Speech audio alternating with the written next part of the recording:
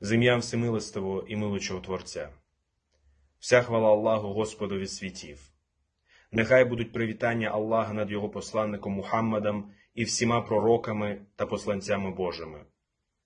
Звертаємося до мусульман всього світу, до всіх жителів землі, до всіх, хто любить справедливість і добро. Мусульманська громада Ніджат та вся мусульманська громадськість України засуджує ту несправедливу агресію, яка вчиняється проти нашої країни з боку Російської Федерації. Вбивство ні в чому невинних людей, включаючи жінок, людей похилого віку та дітей, руйнування житла, руйнування шкіл, дитячих садків. Ми, мусульмани, жили у мирі і безпеці на цій землі. Ми поклонялися Господу та вільно сповідували свою релігію.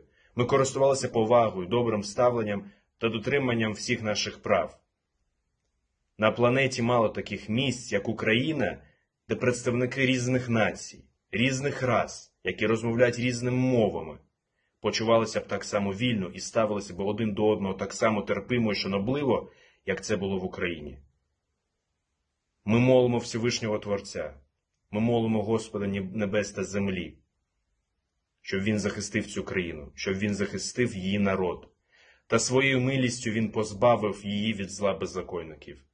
Він, Господь, Він наш покровитель, і Його нам достатньо, і який прекрасний цей покровитель, і який прекрасний цей помічник. Амінь.